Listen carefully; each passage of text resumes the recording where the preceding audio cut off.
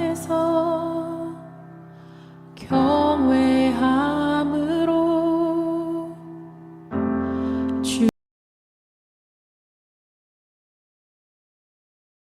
성도 여러분 안녕하십니까? 6월 7일 금요일 묵상과 기도의 시간을 시작하겠습니다.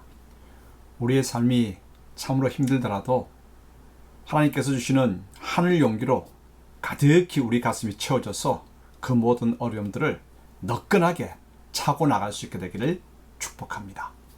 주님께서 주시는 은총의 말씀은 사도행전 17장 16절로부터 34절의 말씀입니다. 바울이 아덴에서 그들을 기다리다가 그 성에 우상이 가득한 것을 보고 마음에 격분하여 회당에서는 유대인과 경건한 사람들과 또 장터에서는 날마다 만나는 사람들과 변론하니 어떤 에피쿠로스와 스토아 철학자들도 바울과 쟁론할세. 이 말쟁이가 무슨 말을 하고자 하느냐? 이방신들을 전하는 사람인가 보다. 이는 바울이 예수와 부활을 전하기 때문이더라. 그를 붙들어 아레오바구로 가며 말하기를, 내가 말하는 이 새로운 가르침이 무엇인지 우리가 알 수 있겠느냐?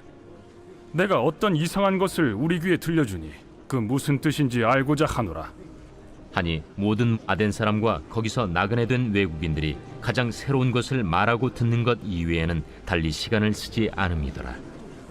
바울이 아레오바구 가운데 서서 말하되, 아덴 사람들아, 너희를 보니 범사에 종교심이 많도다.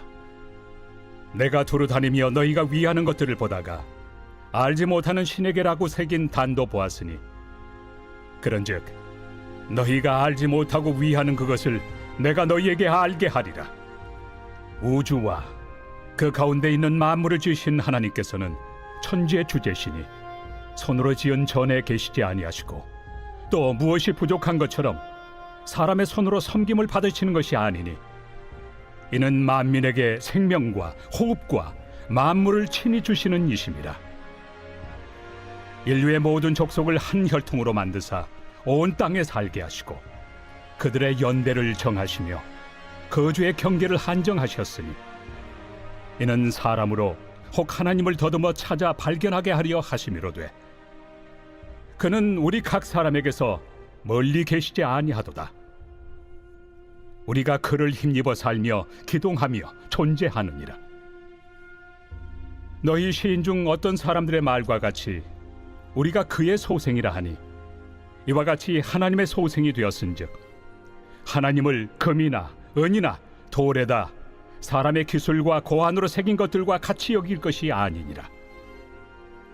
알지 못하던 시대에는 하나님이 강구하셨거니와 이제는 어디든지 사람에게 다 명하사 회개하라 하셨으니, 이는 정하신 사람으로 하여금 천하를 공의로 심판할 날을 작정하시고 이에 그를 죽은 자 가운데서 다시 살리신 것으로 모든 사람에게 믿을 만한 증거를 주셨음이니라.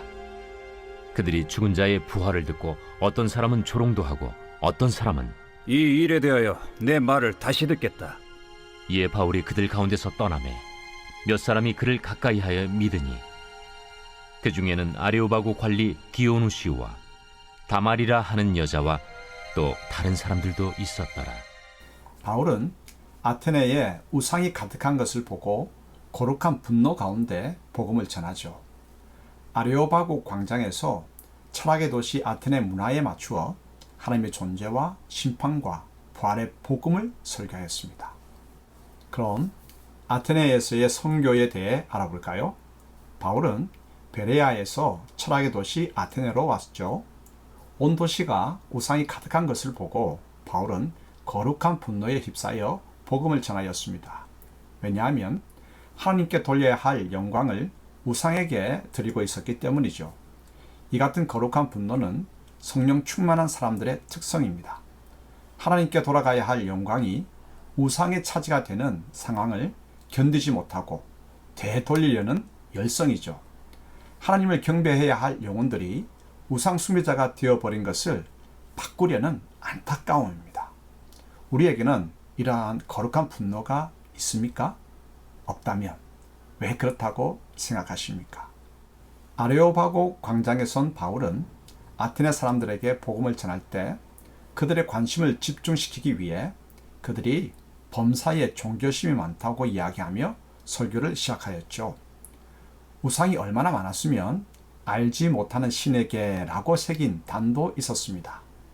철학의 도시 아테네가 수많은 우상을 섬기는 것이 거룩한 분노의 원인이기도 했지만 복음을 전하는 접촉점이기도 했습니다. 그래서 바울은 아테네인들이여 당신들은 범사에 종교심이 대단하군요 라고 이야기를 시작하고 있습니다. 그러므로 세상에 복음을 전하려면 세상의 문화를 무조건 배척하지만 말고 그 문화를 제대로 알아 복음을 전하는 접촉점으로 삼아야 하죠. 우리는 어떠합니까? 무조건 배척만 합니까? 아니면 푹 빠져듭니까? 어떻게 해야 할까요?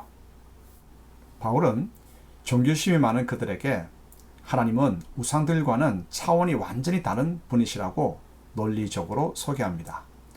우상은 사람이 깎아 만들었고 사람 손이 가야 세워질 수 있죠. 하지만 하나님은 천지를 만드신 분이시고 모든 만물의 생명을 주관하시는 분이십니다. 우상은 특정 종족이나 민족의 한정된 영역에 머물며 수호신 역할을 하지만 하나님은 온 세상을 창조하시고 다스리시는 분으로서 세상 어느 곳에서든 더듬어 찾을 수 있는 위대하시고 광대하신 분이십니다. 그래서 모든 사람은 우상이 아니라 하나님을 힘입어 살아가야 하죠.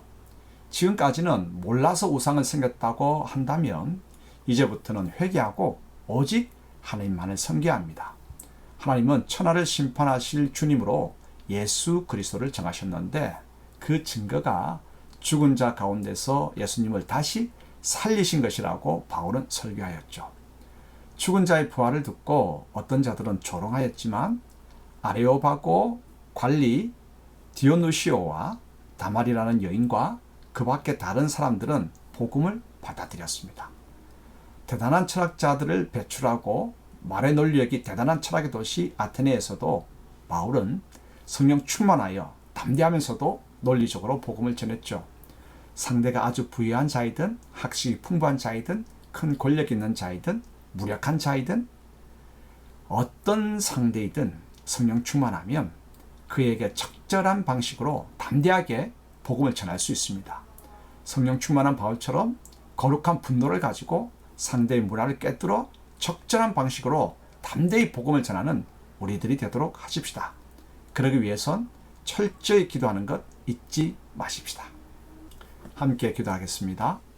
하나님 아버지, 하나님께만 영광을 돌리려는 뜨거운 열정을 저희에게 허락하소서.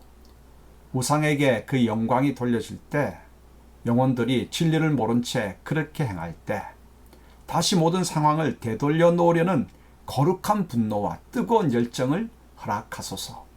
그러므로 누구를 만나든 어느 곳에 가든 그 상황을 파악하고 접촉점을 통해 담대하게 복음을 전하게 하옵소서. 그리하여 복음의 열매가 맺혀 하나님의 이름이 영광을 받으옵소서. 예수님의 이름으로 기도합니다. 아멘. 말씀 앞에서